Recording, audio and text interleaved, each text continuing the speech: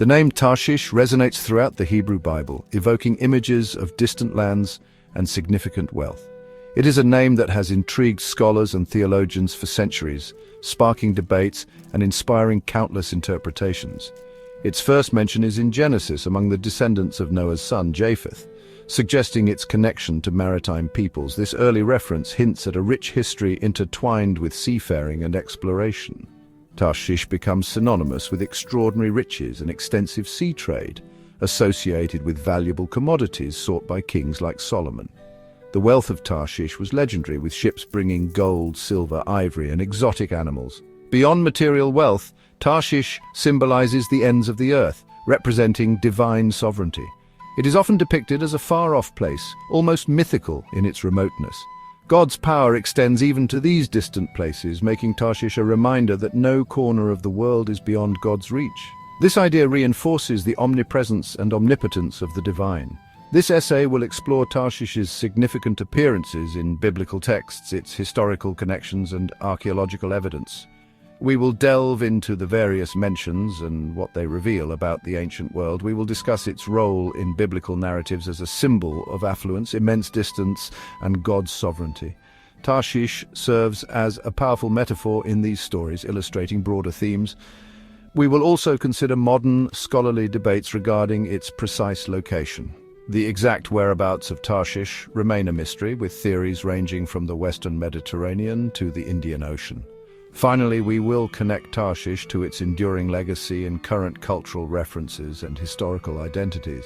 Its name continues to appear in literature, art, and even modern-day discussions about ancient trade routes. Tarshish transforms from an ancient name to a timeless symbol, carrying layers of historical and theological importance. It stands as a testament to the enduring power of biblical narratives. Its allure continues to fascinate scholars and readers alike, inviting us to explore its mysteries and meanings. The first mention of Tarshish in Genesis situates it among the Japhethite peoples associated with maritime nations. This early reference highlights its significance in ancient seafaring and trade. During King Solomon's reign, Tarshish gains prominence. It becomes a key player in the expansive trade networks of the time. First Kings and Second Chronicles describe Solomon's fleet, partnered with King Hiram of Tyre, undertaking grand voyages every 3 years. These voyages were monumental, showcasing the era's maritime prowess. These voyages returned with valuable goods, establishing Tarshish's reputation. The treasures brought back included gold, silver, ivory, apes, and peacocks. The alliance between Solomon and Hiram combined Israelite resources with Phoenician naval expertise. This collaboration was crucial for the success of their maritime endeavors. Consequently, Tarshish became a benchmark for opulence and international commerce. Its name was synonymous with wealth and exotic goods. The term ships of Tarshish likely evolved to denote large, sturdy merchant vessels built for long journeys. These ships were the epitome of ancient shipbuilding techniques.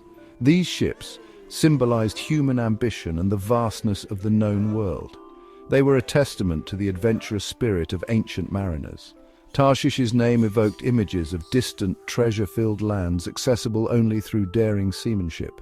It was a beacon for explorers and traders alike. The successful maritime expeditions highlighted the interconnectedness of ancient civilizations. These journeys fostered cultural exchanges and economic ties. Tarshish's legacy as a symbol of wealth and extensive trade endures in biblical narratives. Its story continues to captivate historians and enthusiasts of ancient maritime history.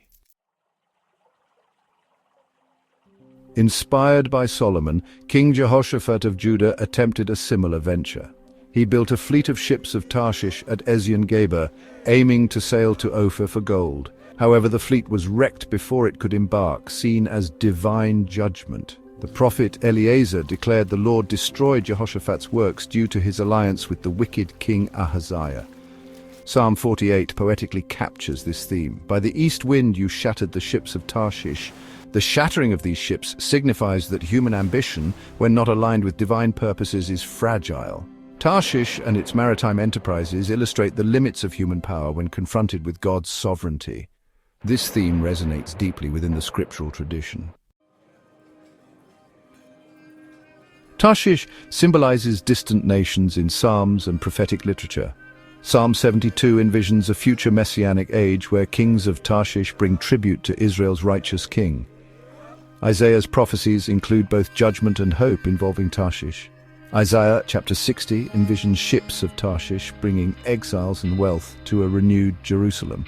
Isaiah 66 underscores God's redemptive plan, sending messengers to distant nations, including Tarshish. Tarshish represents the global reach of God's sovereignty and redemptive purposes. The biblical narrative positions Tarshish as a key recipient of God's universal revelation. This symbolism highlights the interconnectedness of distant nations with God's divine plan. The story of Jonah provides a memorable episode involving Tarshish, a place that has intrigued scholars and believers alike for centuries. Jonah receives a divine commission to go to Nineveh, a city known for its wickedness, but chooses to flee to Tarshish instead, seeking to escape his daunting mission.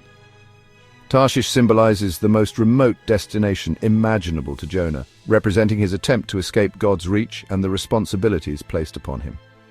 Jonah's flight highlights the human tendency to evade divine responsibilities, a theme that resonates with many who feel overwhelmed by their own callings. A great storm erupts, demonstrating the futility of fleeing from an omnipresent God, whose power is evident in the forces of nature. The ship bound for Tarshish becomes a stage for God's power and mercy, as the storm reveals his control over all creation. The pagan sailors, terrified by the storm, heed Jonah's confession and throw him overboard, calming the sea and showcasing the immediate impact of obedience.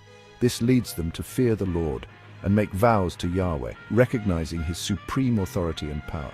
Even in Jonah's disobedience, God's presence is revealed, leading to the acknowledgement of his sovereignty and the transformation of hearts. Tarshish becomes a metaphor for any place or state of mind people seek when trying to run from God's will, a symbol of human defiance and avoidance. The story underscores the inescapable nature of God's call and his boundless mercy, which pursues us even in our moments of rebellion. Jonah's flight to Tarshish serves as a potent sermon illustration, asking, "What is your Tarshish?" and challenging us to confront our own attempts to flee from divine purpose. The narrative highlights divine patience and the inevitability of God's purpose, showing that his plans will ultimately prevail. Tarshish symbolizes the farthest reaches of human defiance and God's persistent call, reminding us that no matter how far we run, his love and purpose will always find us. The historical identity of Tarshish has long intrigued scholars. The most prominent candidate is Tartessos, an ancient kingdom in modern Spain. Classical sources describe Tartessos as rich in metals, aligning with biblical descriptions of Tarshish. The identification of Tarshish with Tartessos dates back to the 17th century. Tartessos flourished during the early first millennium BC, coinciding with the reign of King Solomon. Ezekiel lists metals traded by Tarshish, matching those found in Tartessos. Archaeological evidence supports the connection between Tarshish and Tartessos. The Iberian Peninsula's mineral wealth strengthens the case for Tartessos as the biblical Tarshish. This identification remains a leading hypothesis in the quest to pinpoint Tarshish. Archaeological discoveries provide clues in the search for Tarshish. The Nora stone, a Phoenician inscription, possibly mentions Tarshish. Lead isotope analysis of ancient silver hoards in Israel matches ore sources in Spain and Sardinia. This evidence supports the biblical accounts of large-scale silver importation. Some scholars propose Sardinia as Tarshish, rich in metals and Phoenician colonies. Assyrian records list Tarshish as a significant Western territory. These findings suggest an evolving identity for Tarshish, encompassing various Western metal-producing areas. Tarshish's image as a remote and important entity in the Western Mediterranean is consistent with locations like Sardinia or Spain. The search for Tarshish continues to intrigue historians and archaeologists. In contemporary scholarship, Tarshish is generally located in the Western Mediterranean. Tartessos in Spain remains the leading hypothesis. Some scholars suggest Tarshish evolved to denote various Phoenician-controlled mining districts. Theologically, Tarshish symbolizes distant nations under God's sovereign gaze. Jonah's flight to Tarshish serves as a potent sermon illustration, Interpretations of Tarshish in biblical prophecy continue to generate discussion.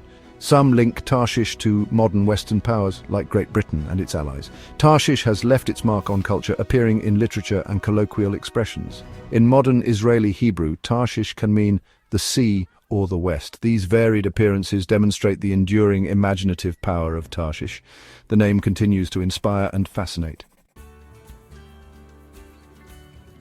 In conclusion, Tarshish's significance within the biblical narrative is undeniable. It evolves from a name in Genesis to a potent symbol in the Old Testament. Tarshish represents the farthest horizons, immense opportunity, and significant spiritual lessons. It symbolizes wealth, maritime prowess, and divine judgment against human pride. The story of Jonah underscores God's inescapable call and boundless mercy. Tarshish functions as a reminder of God's sovereignty over all human enterprises. Whether a specific port or a broader term, Tarshish's legacy endures. It speaks to the human fascination with distant shores and the vastness of God's world.